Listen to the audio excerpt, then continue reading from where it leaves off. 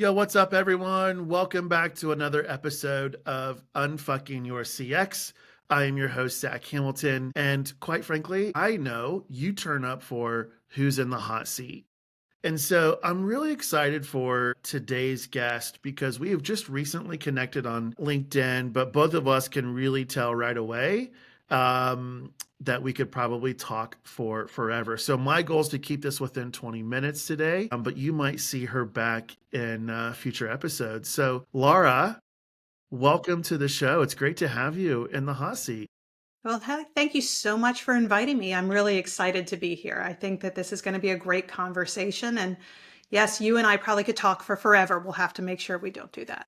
I know, but we'll have to schedule time on our own. Lara, typically, you've listened to podcasts. I like to really set the scene for where these conversations take place. Typically when we want to have a rant or we want to really just unfuck something that's bothering us, we know we have to be in a safe place. And so I'm curious, like, where's that for you? Is it in a restaurant, your favorite pub? Are we on a walk? Where's that go down for you? Okay, so I'm a little bit nervous about admitting this, but anyone who follows me on LinkedIn already knows this about me. I'm a Disney adult. I call Mm, myself a lowercase d Disney adult because I don't have ears on most of the time I go, but that's my happy place. I go grab a Dole Whip, sit on Main Street, and watch the children's joy as they see the castle for the first time.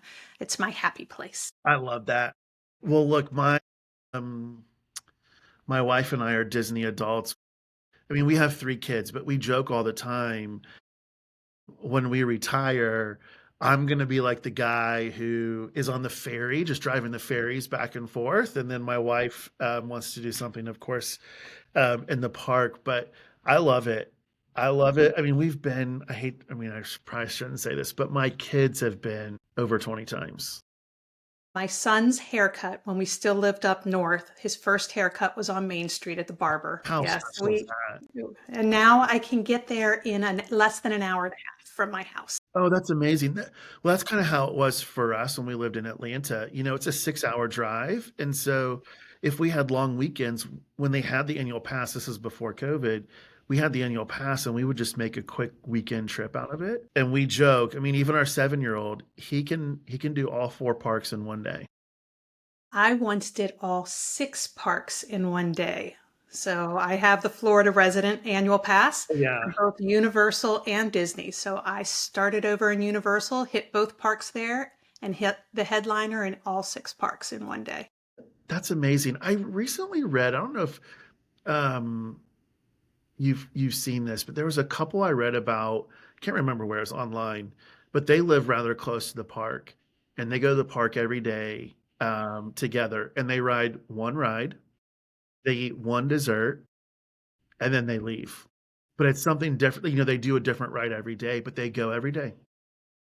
That's a little bit much for me because there are certain times of year that I would rather have a hot poker to the eye than Oh, set foot in Disney. But I actually can take my laptop over there when I need brain time and I sit on a bench somewhere and I'm surrounded by magic and it just allows my creativity to kind of flow out of me. that's But I amazing. recognize I'm privileged to be able to do that. Yeah, but that's amazing. That's a great place for this conversation to happen, especially knowing the topic that you're going to bring up because they are incredible, right? When we think about this. So, Laura, as CX practitioners, we all have those specific topics that just make us cringe and we come to the hot seat to unfuck it. So, what's that for you? Sure. So there are many I could choose from, but for today, I really want to talk about something that is kind of a specialty of mine, and that is setting our teams up for success in an environment that is becoming increasingly confrontational and rage filled. And how do we set our teams up to handle those situations of intense conflict in a way that is going to maintain trust in relationships within the CX space, but also recognize the pressure and the intensity that our teams can be under? I'm out of the healthcare arena. We literally have people's health and their life in our hands. The level of anxiety and anger in those arenas allow me to say with great confidence, there is no name you can call me that I haven't been called before, because I've spent 30 years moving into a place of understanding instead of judgment when there is conflict that is going on. And so that is what I'd love to talk to a little bit about today, because I think that we have to look at that from a systemic perspective, just like everything else. I think one of the reasons why I actually recommended us to take this topic over the other two is one, I've seen it, right? I mean, I've been very open on LinkedIn about my journey with blood cancer and being in Emory Hospital and different. I mean, I've seen what you're describing, but it's also sad that we see it in other industries as well, right? When you see the videos of customers who just get so irate where they're jumping the counters in fast food and starting fistfights, or we all have heard that expression now of, oh, she's just an effing Karen. And so we bring those judgments and those that stigma into our work every day. And so I'm curious, Lara, like, why do you think, based on all your experience, we're at the almost at like the top of it, the tip of it today? Sure. So, a couple of things. The first is that I know it's a little cliched, but I'm going to go to my favorite word, and that's trust. And I know a lot of us talk about trust, but do we really understand what trust is when we have that dialogue? And so, I'm going to be a little bit specific to my industry. Again, if you're coming to me and you have been given a devastating diagnosis like a blood cancer, the first thing that you need from me is you need to ensure that you and I are going to have a truthful and honest conversation, and we're going to do so in a way that respects one another and has a dialogue that is laying out what's going to happen, but does so in a way that isn't going to scare the pants off of you, because we have these internal levels of expertise where we sometimes start talking over people. When I do trainings on this, I say, if you've ever driven down a highway at night and you see a deer, the deer looks at you and they freeze in the middle of the road. You could run them over. Sometimes in medicine, or whatever the industry is, AI, technology, we start using language because we know that we can make that person freeze like a deer in the headlight, and we can go right around them. And more as our world becomes pressured, it feels like we want to have these transactional interactions and forget about the relationships. So that's one thing that makes it worse. For me personally, I think something that makes it much worse was COVID. Mm. So kind of the second core element in trust is you never lie to someone. And in COVID, I won't say that we were lying to anyone. What I will say is that we didn't have all the facts in the healthcare industry. So some of the information that we put out was based on what we knew at the time, and it later turned out to not be true. The average person doesn't fully understand that the science was involved, but we made assumptions that they wouldn't understand when we said we don't understand, because we didn't want to scare anyone. I think that was a mistake. So we lost so much trust in the general public, which is why in my industry, we've seen such an uptick in violence occurring. Every 36 seconds, a nurse is assaulted in this country. Mm.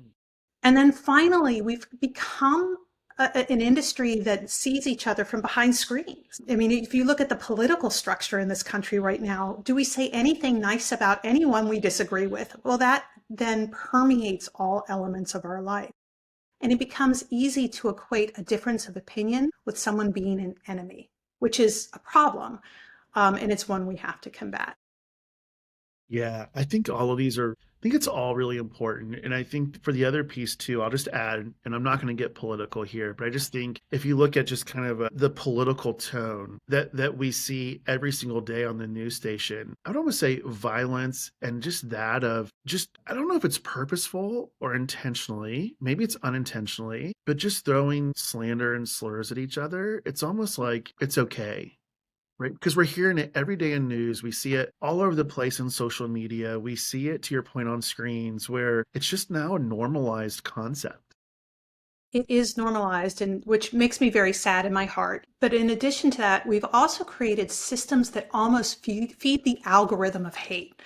So, rage bait clicks, or I have two children in their early 20s, so they got me addicted to TikTok and then to Reels. And there's an entire industry now that is built around getting people to react Yeah. however you're going to get them to react, which is driving down the discourse. Boy, do I sound like an old fart. But it does. It drives down the discourse in our society when we actually reward people for making other people angry. I mean, goodness knows I've been filmed before. I always say, get my good side. Because what are you going to do? If you're in a public space and somebody pulls out a camera, all you can do is create an encounter which is as positive as you possibly can make it, because then the public opinion will swing on your side. It's not like, I don't know if you remember a million years ago, there was a PowerPoint that was infamous called Yours is a Very Bad Hotel. Mm. And then the first YouTube video that became viral, United Breaks Guitars. It used to be you would go viral and it would take time. Now you can go viral in 20 minutes. Yeah. I've literally had people posting things from my exam rooms. And so you always have to be cognizant of. Yeah. And this also, it just reminds me, right? I think about those times where if we kind of bring this back even into patient and customer experience, it's like, how often do you have to call into the call center and you yourself as the customer, you're almost like you're gearing yourself up for a fight because you're just like, I know I'm going to have to argue with them. I know I'm going to have to do that. And then you hear internally from your executive leadership team that, customers are not always right. We don't have to always give them what they want. And so there's that piece of, as consumers, we are villainizing the person that we're going to go talk to. And quite frankly, they're probably incredible people. And their hands are tied by the policies that are set forth by the leadership team. And then you have the internal team who's almost now vilifying the customer as their expectations are too high. And we can't always just meet their expectations. And so, like, Well, and so we call it, in my industry, we call it patient blaming. And I would tell saying, as soon as the words they should come out of your mouth, you've lost the point. Because that means that you're living in a world of judgment instead of curiosity. And so if we move into an interaction already kind of setting ourselves up for failure by moving into it with judgment instead of curiosity, and we teach our teams that that's okay, then no one wins. The customer's not always right, but they're always the customer. Now, don't get me wrong. There are certain people, I mean, I've had situations where police have been involved. There's been physical violence. I've been hit, kicked, spat upon. I mentioned earlier, there's no name you can call me. I haven't been called before. I once had someone threaten my child and give me my home address and tell me that they were on a mission from God. They were going to take care of things. That's different. But that's the outlier.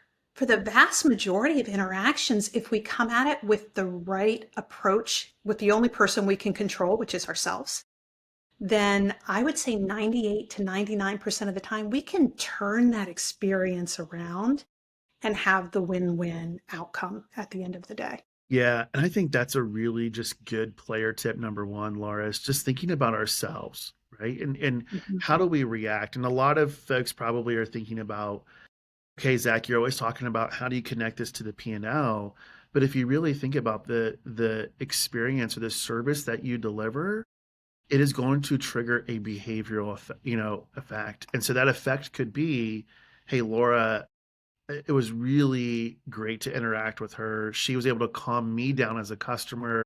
She has won my trust. I'm going to continue to do business. Or it is, oh my gosh, Lara just wanted to fight with me. I am never doing business. And so I churn and I go somewhere else. And so you can really look at what's that interaction between the customer, the patient, and the service person to customer lifetime value or patient lifetime value. 100%. And not only that, if you and I don't have that good outcome, I'm not only going to never return to you. In today's world, more and more often, I'm going to go to every rating agency I can. I'm going to go to Yelp. I'm going to go to Google reviews. I'm going to go to them and I am going to get my frustration out one way or another. And now you have your viral moment. Yeah. And so that brand integrity and protecting of the brand is a core part of this. And I'd add another piece to this conversation, which is as a team member, if you're not appropriately equipping your team, they don't feel good at the end of that either because they want to do the right thing and they want to have good interactions with people. And so if you look at things like resilience, which is huge in my industry, especially again after the pandemic, we had the great resignation in healthcare in a way that you can't imagine. And part of that is that people felt disconnected from mission. We want our team members to connect to mission, and that's part of the ROI because let's face it, not only turnover a customer, but turnover of team is Yeah. incredibly expensive. So it's a little bit of cost avoidance, but it's money well worth spending to invest in teaching your teams how to handle this outpouring of rage in our society. Yeah, and I'll just this one last piece before we get to player tip number two. I would say there's also this difference between teaching and enabling, right? Mhm. Where you can't just expect them to sit in a one-time workshop or an LMS course and think that they're going to get it, right? Because you can never train for in the moment when that happens. And so you there's that consistent just coaching, development, enabling piece to it. Laura, I love that. And I love how you even tied it back just to the employee piece. What's player tip number two? So, like I said, player tip number one is give people the skills, make sure that they have the skills practice because customer experience is a skill set like any other. And then as a leader, being there to shadow and coach them because that's really, you're right. A single class isn't going to do anything. When I teach people, I can put you in a room for 8 hours and keep you incredibly engaged. I'd rather teach your leaders how to reinforce those elements. So, player tip number two is you have to create the systems and processes that allow your frontline to succeed. What that means is that you have to do a full evaluation of where those friction points are and identify where people are going to have that conflict.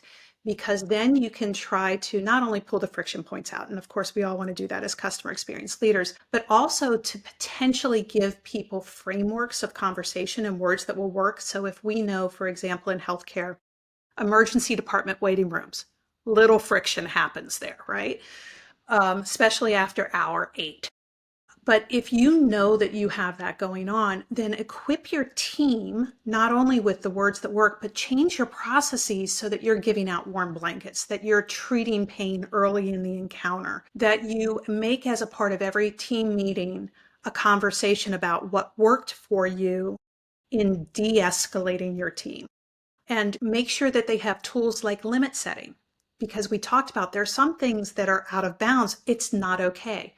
I have a methodology I use called the state method, for example. You give people the methodology and then they can fill the words in. But again, you have to invest in letting people know what that is and do that before the conflicts occur. So it needs to be a part of onboarding, not after you've had your viral moment and you're all over Twitter. Yeah, I think it's incredible. I think I'll never forget one of my first chemo sessions that I went to. I was just, I mean, my anxiety levels were just so high. And this was during COVID. So I couldn't have a family member go with. They weren't letting family members walk in with you. You had to go in by yourself. For someone like me, right? Of course, an elderly parent, if they needed help in, was a different story. But I'll never forget, I'm sitting there and I'm sitting there and I'm sitting there and I'm thinking, okay, if I can just get this going. And the nurse was just like, I'm so sorry. We got these new systems. I'm trying to bounce in and out of them. I know it's taking it takes me about twice as long to get started than normal. And so to your point, when you really think about identifying those frictions that drive high emotions, it's not just on it's not just on the customer side, but every friction, if you do that root cause analysis, typically leads back to, a friction for the employee to be able to truly deliver it. Just like in this nurse's case, it wasn't her fault that they got all this new software that they had to click in and out of before they could get started. But you could tell it was a friction for her because she just wanted to tend to me versus I have two times the amount of screens I need to input from. Yep.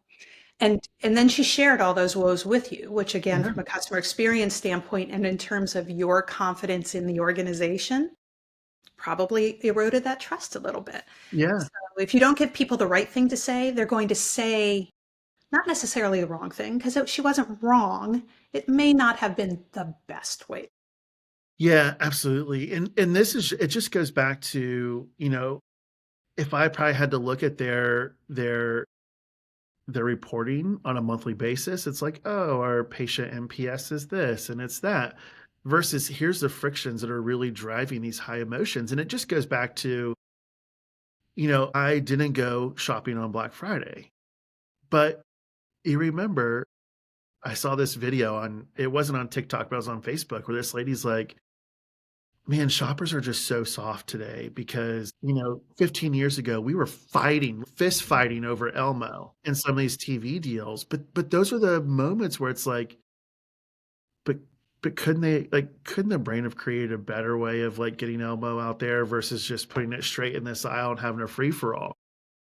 I don't know, it was pretty amusing watching the Cabbage Patch Wars. Rewatched that the other day. I did go out on Black Friday, and the stores were pretty empty. So I think that now that we again have those devices, you can sit on your couch and do the same. Yeah, it's so interesting. This is a little off topic, but we have a 16-year-old and 13-year-old, both are girls. And my wife was like, "So do you want to go shopping?" They're like, "Why? When Cyber Monday is just in a couple days." Like, but I think that's important. I think that going back to helping, the managers and the leaders be effective coaches. I don't see, I mean, my specialty is retail, but even in hospitality, even in financial services, I don't know if I've seen a truly effective coaching happening at scale like it should. And that's kind of the tip number 3 that I have. Yeah. Is you have to have an after action. Again, coming out of a field where we handle crisis pretty routinely. And I was at a hospital in downtown Tampa on an island, we Hurricane Central, so after we had each hurricane, we would always do something called an after action. So after the hurricane came and went, we would talk about what went well, what could we have improved upon, what have we learned. Well, the concept is true no matter what your industry. If there's a conflict that has risen to the point where it's come to people's notice, then there are emotions that are happening behind the scenes of that. But likewise, there are learnings that likely occurred. So, with one caveat, never, ever, ever, and I'm going to give you another pet peeve, walk up to someone who has just been in a point where they've been assaulted physically or emotionally, like because there's verbal assault Yeah. as well, and say to them, well, what could you have done differently? That is absolutely not what you do in an after, because now you're blaming the victim. Yeah. Instead, talk to me about what happened. Where do you think this went off the rails? What could we have given you to better prepare you for this situation that would have made you more comfortable? It's a totally different conversation, because when it's fresh, what that person really needs is your support. And to hear you did the best thing you could do. We talked about you going into the hospital in the pandemic. I was the person that had to lock those families out. And I will tell you, it is the worst thing I've ever done in my career. It was horrible. I opened up my first hospital to open visitation in 1999. And to go from that to on March 13th, 2020, I remember the date, having to tell people to leave was emotionally devastating for me. Was I doing the best thing that I could do with the information that I had at the time? Yes. But the emotional impact to that, to me as a person, I needed help after that happened. Your team needs help after that happens. So again, that local leader or a team of people or the rapid response folks, you need to make sure your team feels supported. Otherwise, you're going to get that Yeah. retention. And it goes back to I love this last player tip of really like learn what did we learn from this, right? Because too often, and I write about this in the book, this is what truly closing the loop is taking all those learnings and now putting them back into the system. So when we do this or we continue to do this, what are we doing differently? Right? Too often we close the inner loop where we just solve that first complaint and we never close the outer loop. And so the friction just continues to happen, right? We're I call it we're an industry of just containment, where we're just gonna continuously resolve that frustration. Maybe we do or don't, Mhm. right? And I would truly challenge the leaders listening today. Let's just talk about the inner loop. When your team is calling a customer or a patient, where there's high stakes involved because the experience broke down, there was a poor service. How often do you listen to those calls and provide coaching? Yeah, 100%. And how often do you also recognize what your team member did right? Yeah. So often we concentrate on what's wrong, especially when we're talking about complaints where clearly something has gone Yeah. wrong. But we also need to talk to people about what went right. And when you frame a complaint, one of the techniques I used to use when I would personally take a case is I would ask people, well, what has gone well? So I can make sure we never lose that, right? Pulling that positivity out to remind people that it's not all bad. A complaint is a gift. Yeah. It truly is because most people don't complain. The vast majority of people simply take their business and go elsewhere. And so if somebody cares enough about you to share what has gone wrong, the only person whose actions we control are your own, you have to change your perspective and say, you know what, that was a gift to me to allow me to get better for the next person. Boy, is that a hard concept to convince people of, but I Well, even promise you just it works. well, but that's a message to our executive leadership team. Mhm.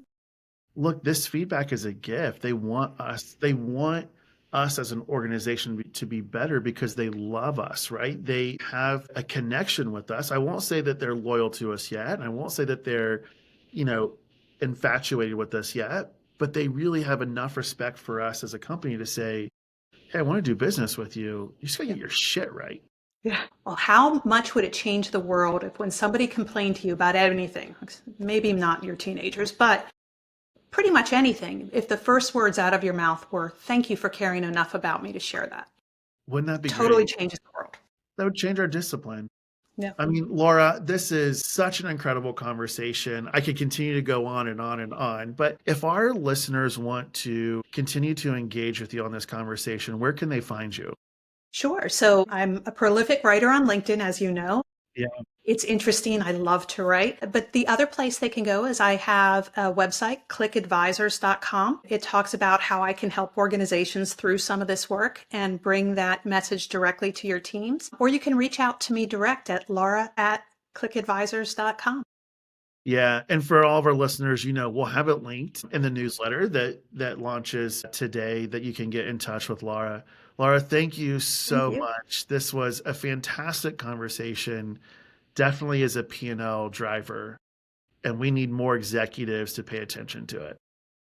Hopefully, this was helpful to you. Yeah, come back soon. Absolutely. Cheers.